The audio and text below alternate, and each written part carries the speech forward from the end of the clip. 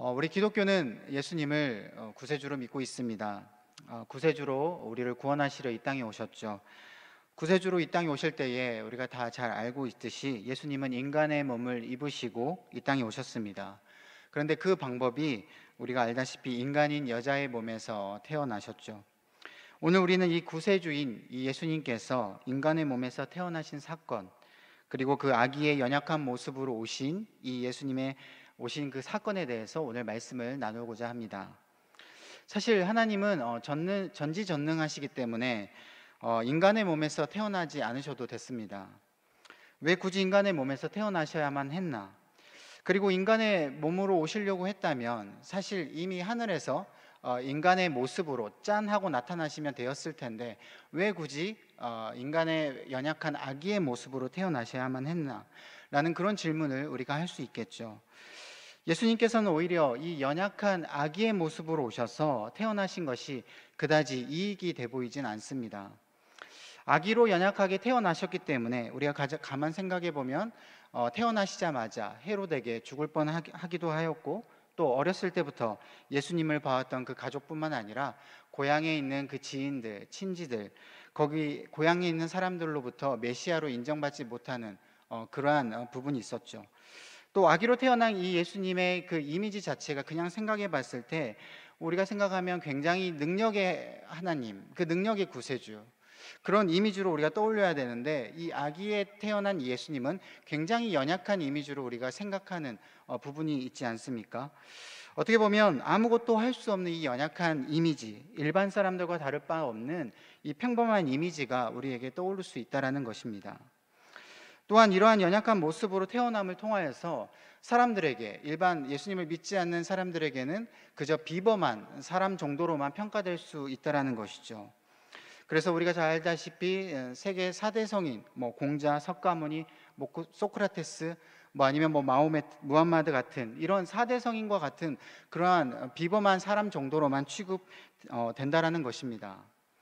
석가모니가 불교를 창시하고 또한 무함마드가 이슬람을 창시하듯이 이 비범한 인간인 예수님이 기독교를 창시한 것처럼 사람들에게 그렇게 비추어지고 그냥 비범한 정도, 그러한 사람으로 우리가 비춰줄 수 있다는 것이죠. 우리가 그냥 생각할 때에 많은 사람들이 예수님을 구세주로 믿게 해야 된다면 아기의 모습으로 태어나는 방식은 어떻게 보면 타 종교와는 차별성이 없는 것처럼 보이고, 또한 그다지 그렇게 예수님을 믿게 하는 좋은 방식이 아니다라고 판단이 될 수 있습니다. 그렇다면 왜 예수님은 이 연약한 아기의 모습으로 태어나셔야만 했을까? 먼저 예수님은 이 아기의 모습으로, 이 인간의 모습으로 태어나신 의미를 우리가 좀 살펴보고, 두 번째는 예수님이 인간으로 오셔서 우리에게 그러면 과연 어떠한 유익이 있는지를 우리가 한번 나누려고 합니다. 먼저 우리가 하이델베르크 우리 35분 우리 질문을 우리가 먼저 볼 텐데요. 제가 읽도록 하겠습니다.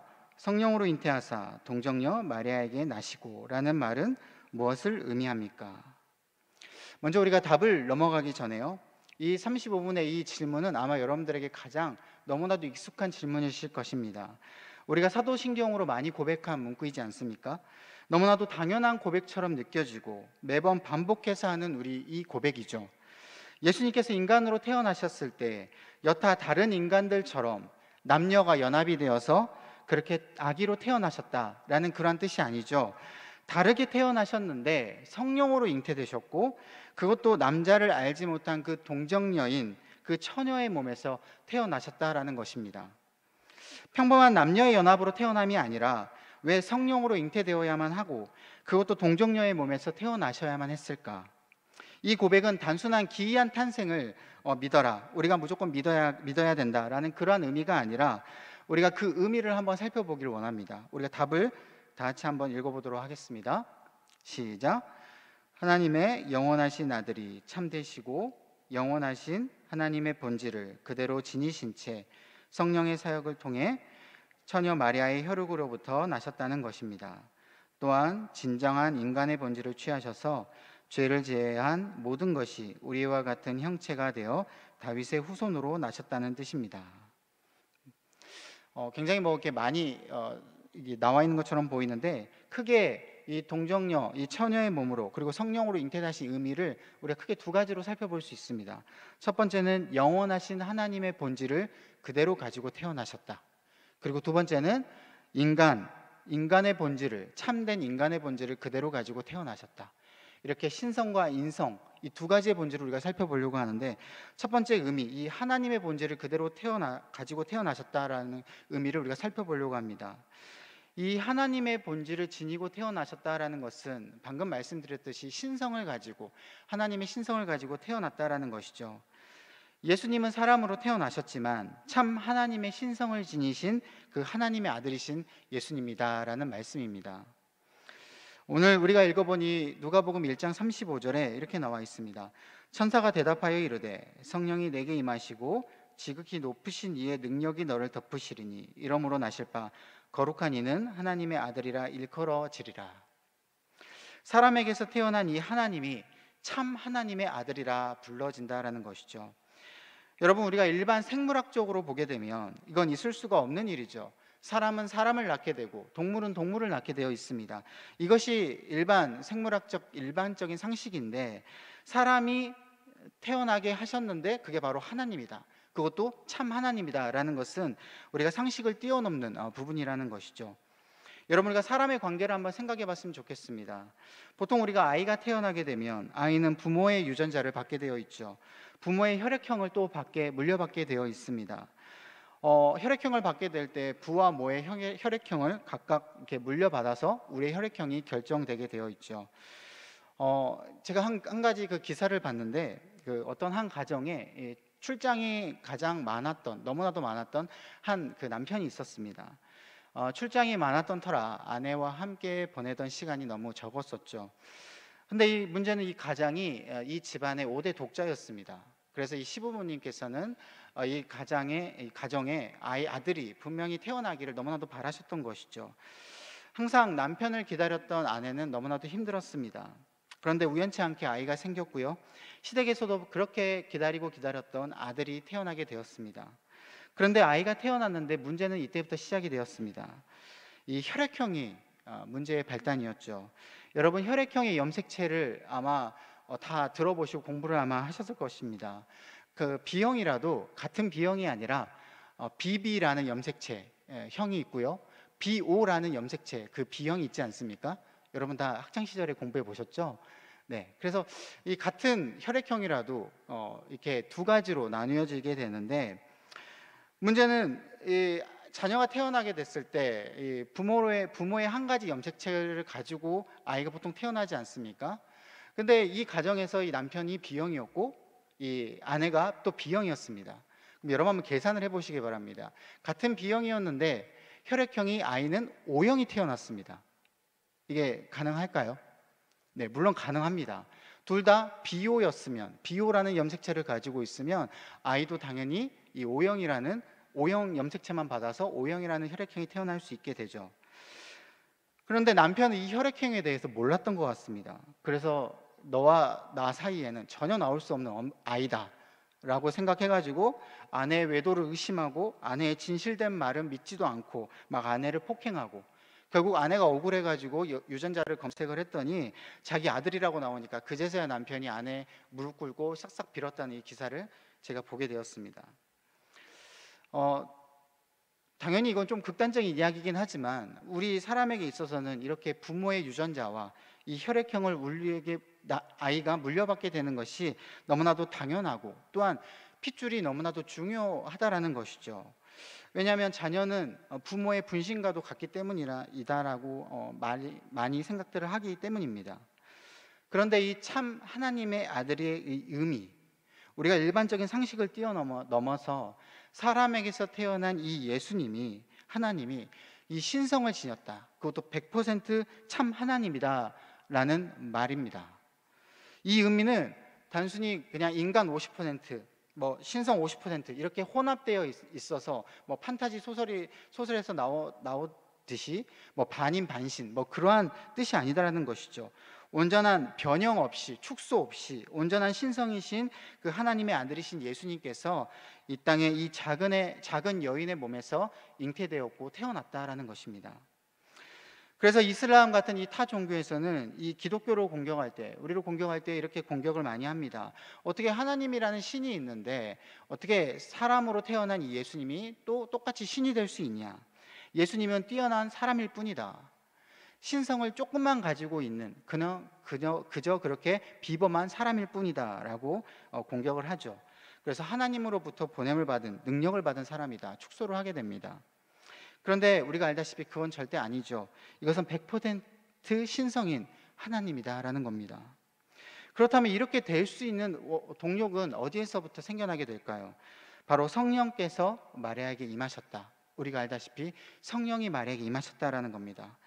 1장 35절, 누가복음 1장 35절에 지극히 높으신 이의 능력이 이 마리아에게 덮었다라고 이야기를 합니다.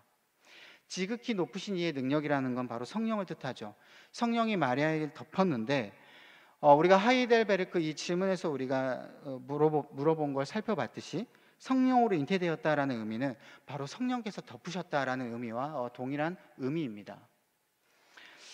그래서 비록 인간의 몸이지만 성령님이 인간을 덮으셔서 완전한 하나님의 신성을 가진 그 하나님의 아들이 이 죄인인 인간의 몸에서 태어나셨다라는 것이죠.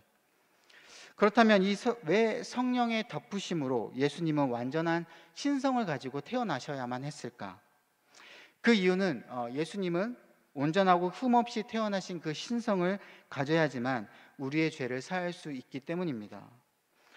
예수님이 만약 일반 사람들처럼 마리아와 요셉의 정혼 이후에 그래서 태어나서 일반 사람들처럼 그렇게 태어났다면 예수님은 온전한 신성을 가진 그런 하나님이 아니라 신성이 없는 인간의 죄를 그대로 물려받고 태어난 인간이기 때문입니다.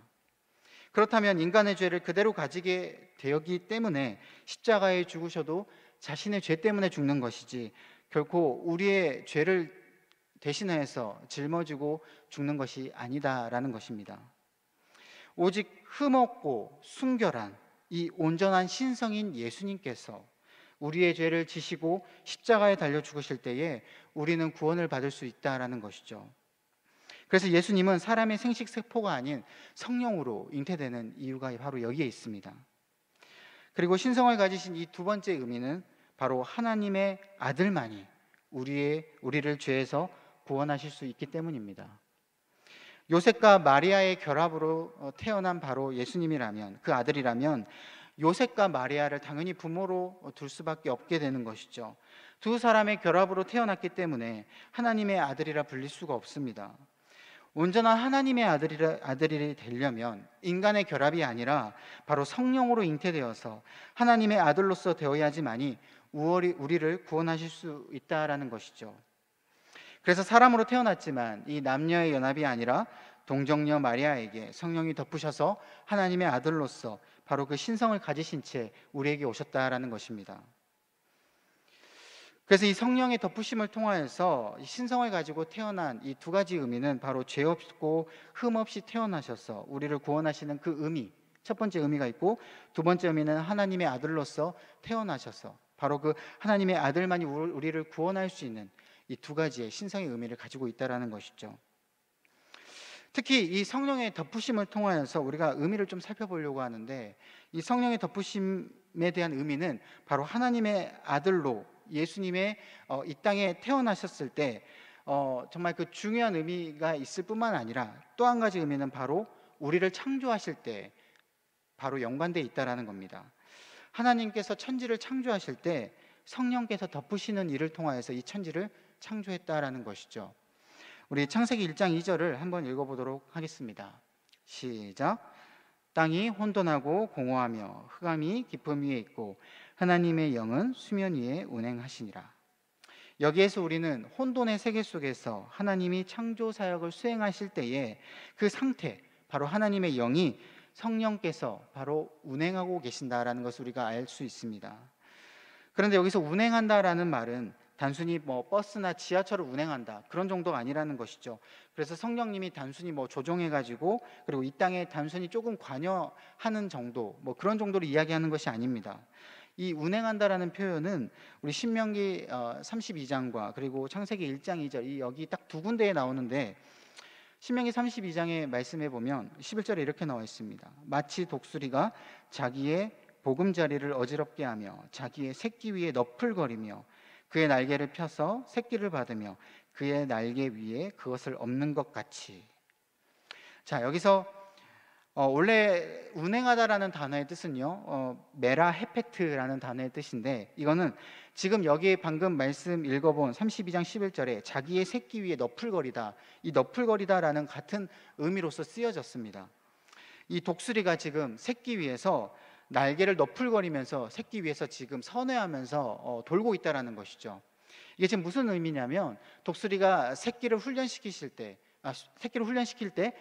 새끼를 이 보금자리 가운데 떨어뜨리죠. 날게끔 훈련을 시키는 겁니다. 그래서 독수리가 새끼가 굉장히 힘이 빠지고 실수해서 죽는 것을 염려해서 새끼를 훈련을 시키지만 새끼 위에서 선회하면서 배회하면서 새끼를 계속 집중해가지고 새끼를 죽지 않게끔 보호하시고 눈동자 같이 그렇게 지키신다라는 그러한 의미가 쓰여져 있다라는 것이죠. 새끼를 한순간도 눈을 떼지 않고 그 위를 날고 있다라는 모습인 것입니다. 그래서 독수리가 새끼 독수리를 보는 마음과 우리가 같은 맥락에서 이것을 살펴보면, 하나님께서 천지를 창조하실 때, 그리고 우리를 창조하실 때 하나님께서 우리를 관심과 애정을 가지시고 단 한순간도 눈을 떼지 않고 바라보시면서 함께 하셨다라는 의미가 됩니다. 그렇게 우리를 창조하시고 자녀 삼아 주셨다라는 것이죠. 이 운행하신다, 그 뜻은 바로 이 두 군데밖에 없습니다. 왜 그럴까요? 바로 자녀이기 때문이라는 것이죠. 자녀이기에 이러한 보호하심과 이러한 은혜를 우리에게 주신다라는 겁니다. 그래서 여러분, 예수님은 하나님의 아들이죠. 예수님이 태어나셨을 때 성령님께서 다시 돌아와서 성령님께서 덮으셨다라는 이 말은 예수님이 바로 하나님의 아들이기에 예수님이 태어나실 수 있도록 바로 마리아에게 이 운행하심의 보호와 바로 성령의 은혜로 마리아를 덮으시고 성령님의 그 역사하심을 통하여서 온전한 하나님의 신성을 지닌 바로 그 예수님이 태어나셨다라는 그러한 말씀이 된다라는 것입니다.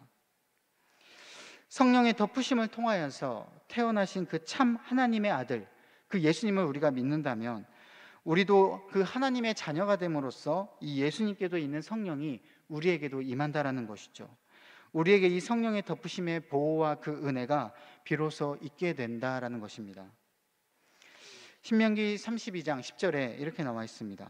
여호와께서 그를 황무지에서 짐승이 부르짖는 광야에서 만나시고 호위하시며 보호하시며 자기의 눈동자같이 지키셨도다.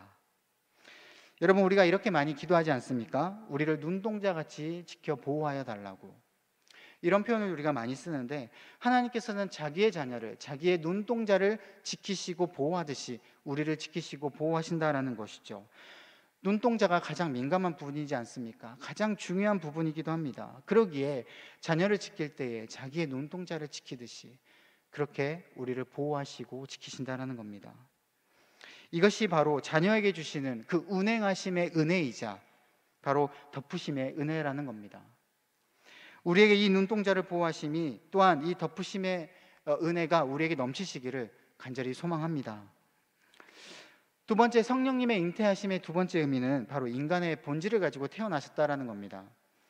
예수님은 이 100% 신성을 가지시고 계시지만 또한 100% 인성을 가진 사람이기도 합니다. 예수님은 성령으로 잉태가 되었고 바로 마리아의 살과 피로부터 영양분을 공급받고 태어나게 되셨죠. 바로 사람의 본질을 그렇게 취하셔서 태어나게 되셨습니다. 근데 이 말씀은 바로 예수님이 사람으로서 모든 것은 다 똑같지만 단 한 가지, 인성이 가지고 있는 죄성은 가지지 않은 채 태어났다라는 말과 똑같습니다.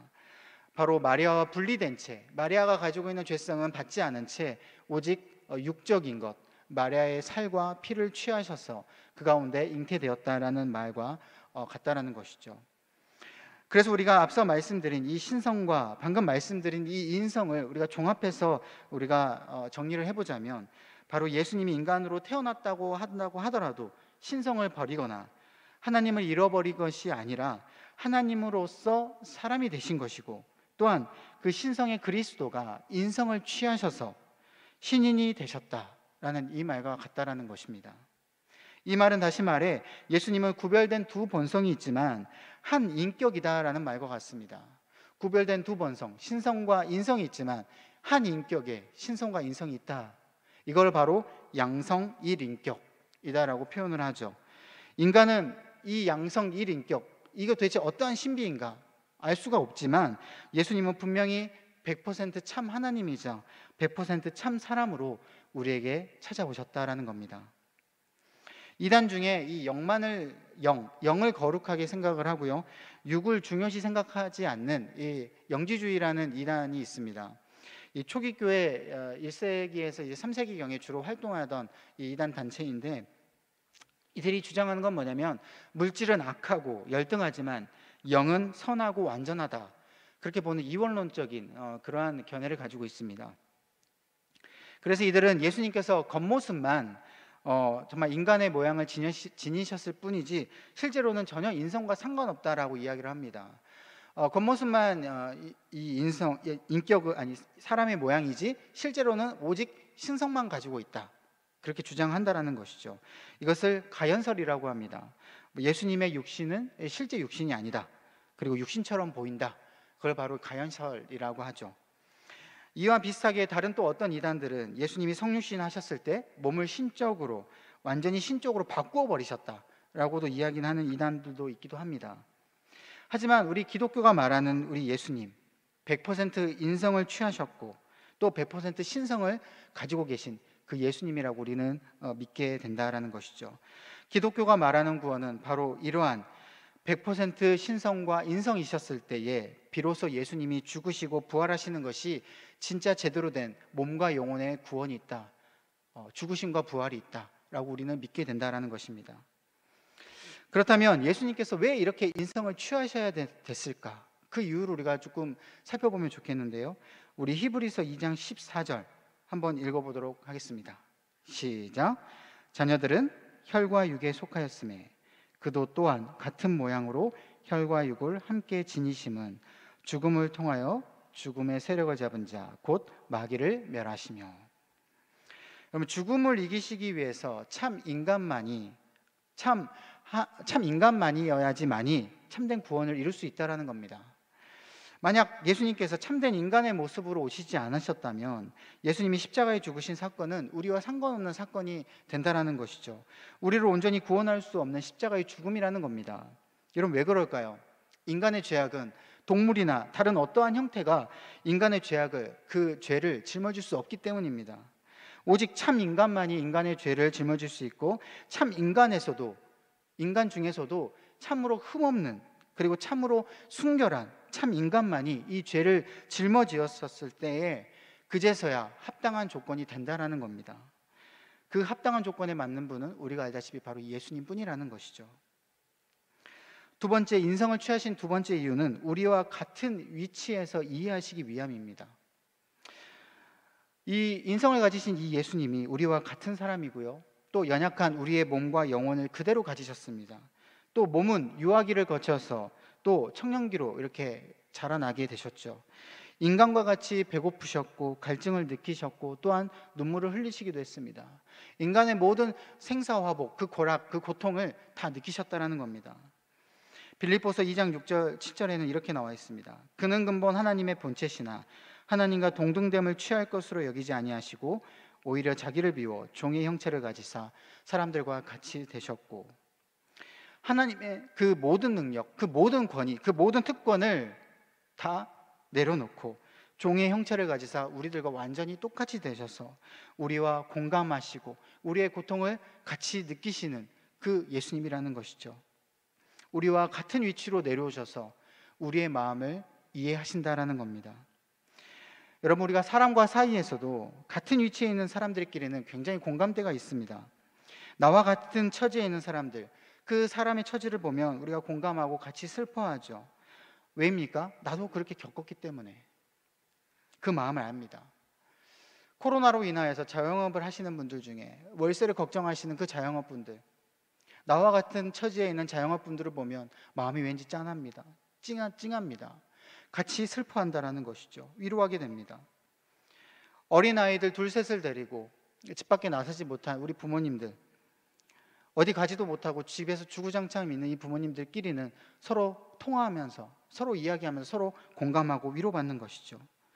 또 미자립 교회로 이제 개척해가지고 막 사역을 시작했는데 갑자기 코로나 사태로 잠시 교회 문을 닫아야 돼서 당장 다음 달 월세를 걱정해야 되는 이 미자립 교회 개척, 우리 교회 목사님들의 마음은 같은 처지에 있는 목회자들이 알 수 있다는 겁니다. 남편이 폐암에 걸려가지고 어쩔 수 없이 아내가 구로 콜센터에 나가서 직원으로 일을 하기 시작했습니다. 그런데 코로나에 확진을 걸렸습니다. 모른 상태에서 남편도 코로나 확진 걸렸고 자녀도 코로나 확진 걸렸습니다. 남편은 얼마 안 있다가 세상을 떠났습니다. 그 마음은 누가 할까요? 자기 때문에 내 가족이 코로나로 죽은 사람만이 그 마음을 알 수 있다는 것이죠. 예수님은 직접 이 밑바닥까지 내려오셔서 우리 아픈 마음을 아시는 겁니다. 우리의 모든 육과 이 오감에 대한 그 고통, 사람들로 외면받고 손가락질 받는 그 고통, 먹을 것이 없어서 그 굶주림의 그 고통, 그 사단의 유혹, 이 모든 것을 겪으셨다는 것이죠. 우리의 현실을 직접 겪으시면서 가장 인간이 최고로 겪을 수 있는 그 최고로 그 고통인 십자가의 고통까지 겪으셨다는 겁니다. 예수님이 이 최고의 고통인 십자가를 지고 가시면서 우리의 연약함을 다 지고 가시고 무거운 짐도 다 지고 가셨다는 것이죠. 그러기에 우리의 연약함을 다 알고 계십니다. 또한 사단에게 유혹받는 그 시험도 알고 계십니다. 예수님은 우리의 마음에 공감하여 오늘도 위로해 주신다는 것이죠. 자기를 3번 부인하는 그 베드로를 바라보시면서 그 인자한 웃음을 지니신 그 예수님, 그 미소가 우리들에게 나타난다는 겁니다. 내가 다 아노라, 내가 너의 마음을 다 아노라, 그렇게 말씀하시고 우리를 안아주신다는 것이죠. 이게 바로 예수님의 은혜이자 사랑이라는 겁니다. 자, 그렇다면 이 예수님께서 이 신성과 인성으로 이 땅에 오심으로 우리에게 과연 어떠한 의미가 있을까? 우리에게 주는 유익은 과연 무엇이 있을까? 한번 하이델베르크 36번 질문을 통해서 살펴보길 원합니다. 예수님의 거룩한 잉태와 탄생으로 말미암아 우리가 얻는 유익은 무엇입니까? 답 다 같이 한번 읽어보도록 하겠습니다. 그는 중보자이십니다. 그의 무죄함과 완전한 거룩함으로 우리가 태어날 때부터 가지고 있는 죄들을 하나님 앞에서 덮어주십니다. 먼저 예수님은 우리와 하나님 사이에 중보자의 역할을 하고 계신다는 것이죠. 이 중보자는 하나님과 우리 사이를 잇는 역할을 한다는 것입니다. 우리는 이미 죄로 인하여서 하나님과 분리되었고 멀어졌습니다. 그런데 우리와 하나님 사이에서 중보하시며 하나님께 가까이 갈 수 있도록 그 역할을 하고 계시는 게 바로 예수님이다라는 것이죠. 우리를 대신해서 대변한다고 하여서 이거를 다른 말로 하자면 대언자라고 합니다. 요한일서 2장 1절에 이렇게 얘기합니다.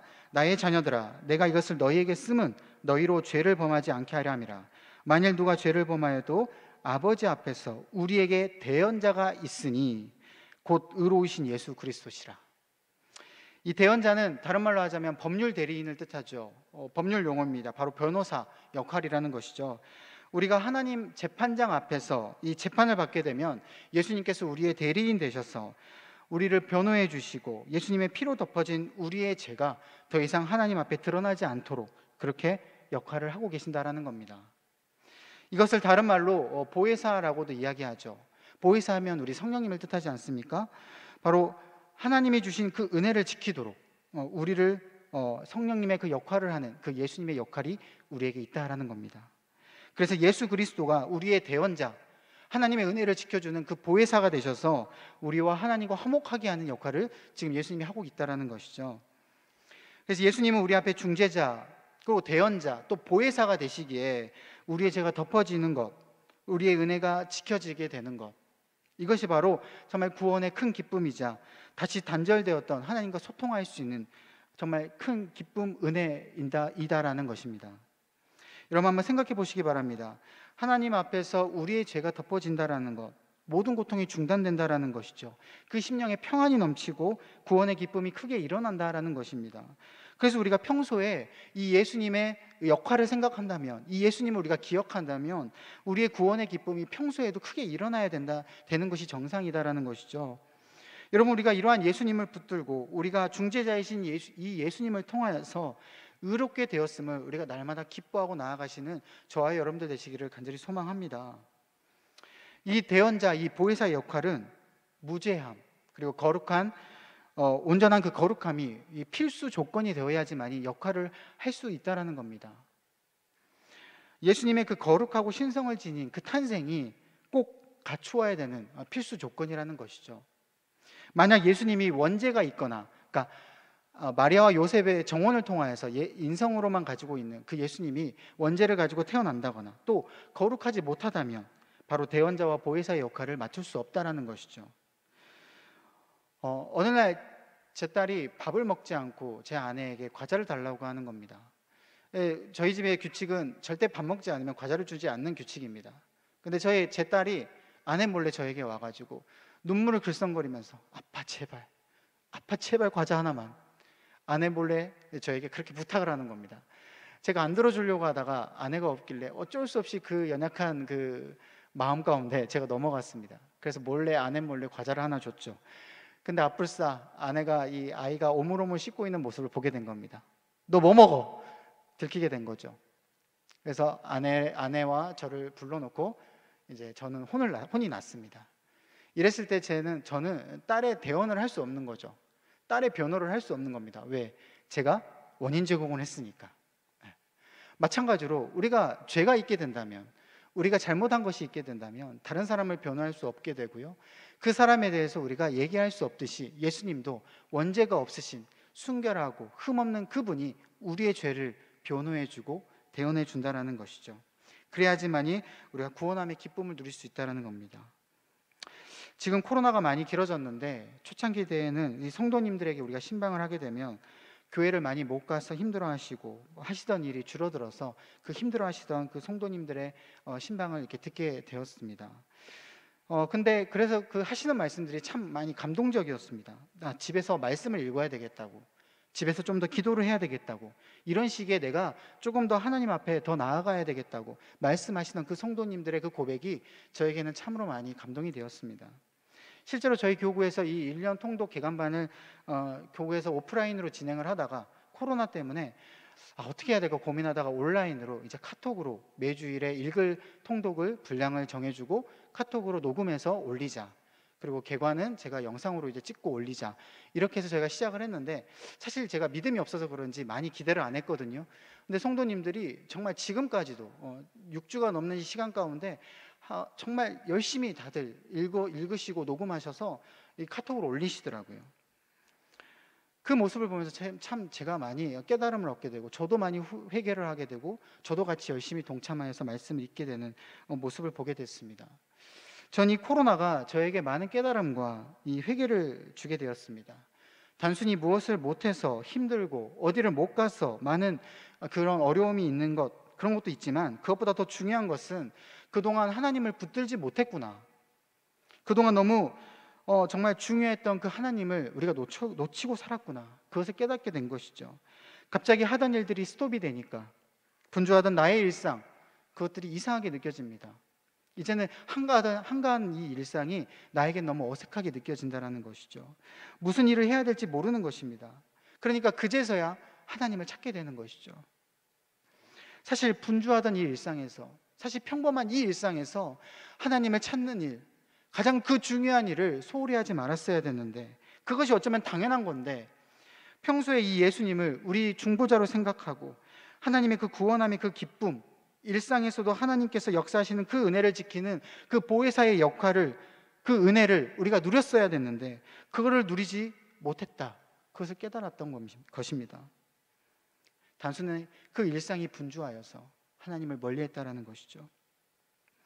우리가 무슨 남는 시간에 하나님께 나아가는 것이 아니라 이 분주함에서도 더 중요한 하나님을 붙드는 저와 여러분들 되시기를 간절히 소망합니다.